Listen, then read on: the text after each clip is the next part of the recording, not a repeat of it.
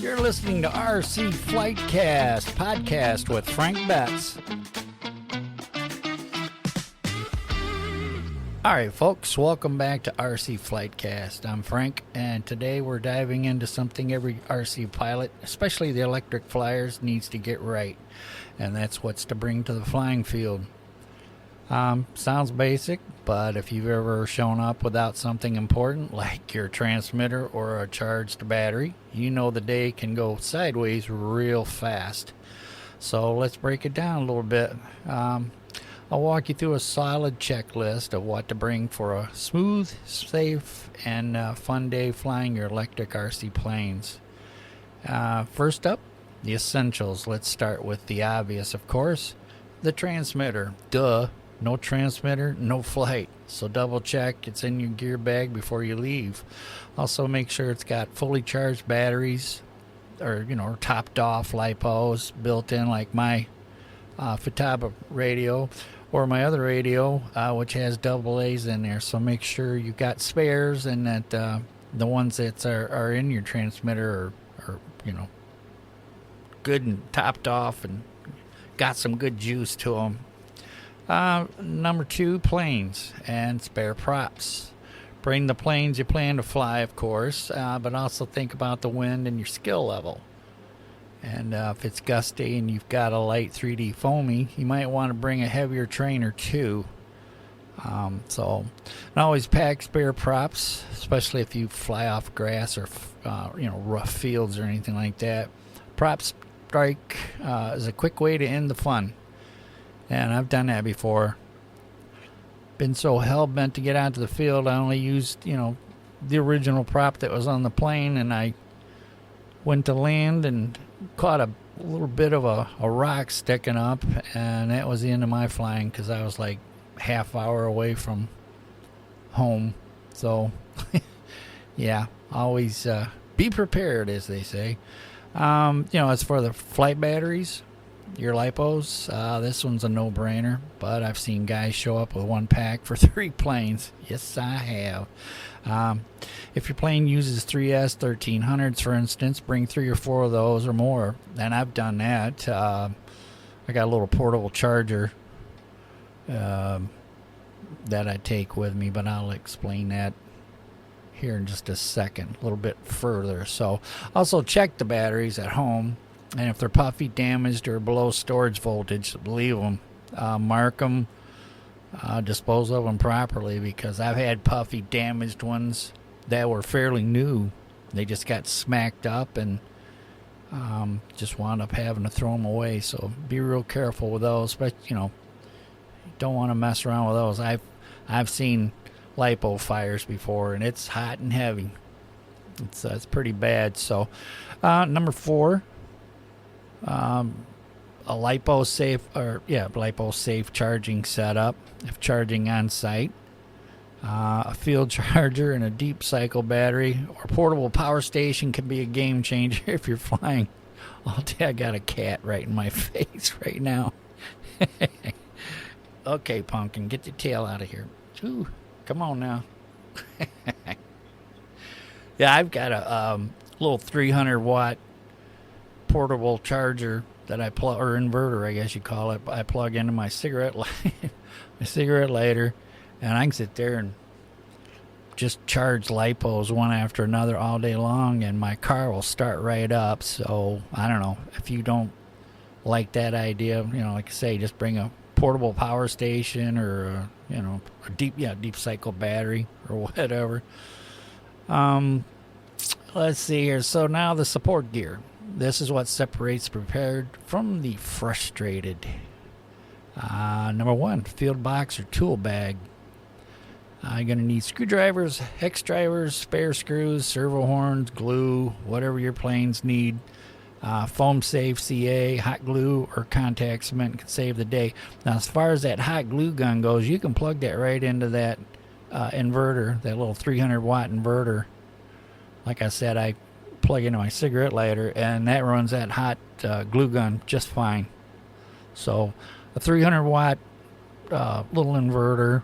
I think I got mine, this was years ago, on Amazon. I think I paid like $40 for it. They're cheap.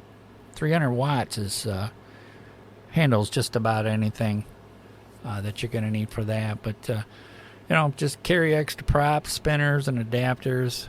Different planes use different setups, so label your props and keep them organized, which I don't do. I wish I did. I mean, I used to. Now I just toss them all in my little flight box here and just go from there. But, and if your plane uses prop savers, bring little extra O-rings too. And I've done that. I've run out of O-rings. I've tied little pieces of bread ties in place of the O-rings, and it worked perfect. So, and bring a battery checker or voltage alarm. I just bought a battery checker. I've always wanted one of those, and I found one for like $12. You just plug any one of your battery packs into it, and it shows you how much of a percentage you got left on your battery. So when you get done flying, you can kind of get an idea about how long you can go with each battery pack for each plane you fly. And so I don't know, with mine I figured out I can get about 7-8 minutes easily, average, on the planes I fly. So, bring some Velcro straps. Can't never have enough of those. I bring bulk Velcro. Make up my own. And zip ties are handy. They're definitely lifesavers. And, for holding your batteries in or managing wires or just a quick field repair. And tape. Can't do without tape. Clear tape, Blenderm, or packing tape. Good for patching up foamies after a rough landing or midair kiss with a tree. So, yeah, that packing tape, it definitely is a lifesaver for sure. And hey, and don't forget about the comfort and safety, like sun protection, hat, sunscreen, sunglasses. Protect yourself. You'll be standing in that sun staring up for hours, and I get a stiff neck when I get home from looking up all the time like that. So folding chair or camp stool. It's great to sit down between flights or while setting up. Bonus points if you've got a table. And tables are pretty portable. And they're pretty cheap. You can get them on Amazon for next to nothing there for what you want to do with it. Don't forget water and snacks, of course. Stay hydrated, especially in the summer. Don't let low blood sugar crash your plane before you crash it. So, stay hydrated. Nothing like some snacks or whatever while you're watching others fly or you're just taking a little break. And don't forget the first aid kit. Doesn't have to be fancy, just some Band-Aids, antiseptic wipes, and maybe some tweezers for those unexpected prop bites. And I've had a couple of nasty ones. I'll never learn. Trying to make adjustments, and I leave the prop on and just tap the throttle on my transmitter. Man, I've been bit more than once. I'm a bleeder.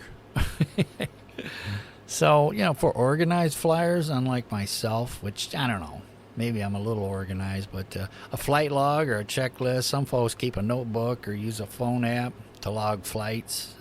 I don't know what kind of app you would use for your phone. Never checked into that.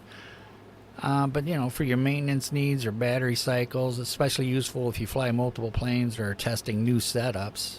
It'd be nice to keep notes about what batteries work or lipos work best and which airplane, same for props. So and then you can make a little pre-flight checklist, which I have, and it can be just a little laminated card with things like control surfaces moving the right direction, throttle cut engaged, battery secure, and range check complete. I just use a little scrap piece of paper, but yeah, you could get a little laminate or something like that, put around your neck and carry it like that. So if you forget one of them steps, that oops moment might become a pretty nasty repair job. So bonus items worth packing, multimeter or voltage meter for troubleshooting. Small soldering iron or butane tool, not always needed, but handy if you're doing a long day. I'm not sure if I've never brought a soldering gun. I do have the butane soldering tool. I haven't used it in quite a while, but I'm thinking that soldering iron would work fine with that 300 watt inverter. Well, I might have to check that out, but yeah, I don't, man, as long as I've ever been flying, I've never had to have a soldering iron available. So, bring spare receiver and a bind plug, a small clipboard and pen for field notes, a frequency logs, organized meets. So, a nice tote or a crate for hauling it on from the car to the pits. Like I said, I've got just a small, it's like a toolbox. It's, I don't know, probably 12 inches by, say, 18 inches or something. That works perfect. I can jam everything in there. But, a word about storage and transport. If you're flying multiple aircraft, a rolling toolbox or plastic bin can keep everything tidy and safe. Labeled compartments, I personally use an ammo can. I bought that. Where did I get that? I got that at a garage sale. I had no intentions of holding my lipos, but I eventually went, hey, what the heck? Keeps them safe in there. And so, yeah, something like that. And then when you get home, don't leave your batteries in the car. That heat will puff them up fast, and that's a fire hazard waiting to happen. Yeah, it doesn't take any kind of an excuse for a lipo to go off. Like I said, I've seen them do it, and it's an intense fire. It's, yeah. If you get on YouTube sometime, look up videos on that, and you'll see what I'm talking about. Okay, my final thoughts. Showing up prepared doesn't just make the day smoother. It lets you focus on flying and having fun, not hunting for tools, dealing with dead packs. And over time, you'll dial in your personal gear list. Keep it all organized, check your gear the night before, and you'll be the guy others turn to when they forget their screwdriver or battery checker. All right, well, hey, that wraps it up for today's RC Flightcast episode. If you've got your own field gear hacks or a setup you swear by, I'd love to hear about it. You can email me at frontcentermusician@gmail.com or just make a comment down below this video, and I'll keep an eye on it. I try to answer them, or at least make a comment back or whatever. So, hey, fly safe, have fun, and don't forget that sunscreen. So catch you next time. See ya.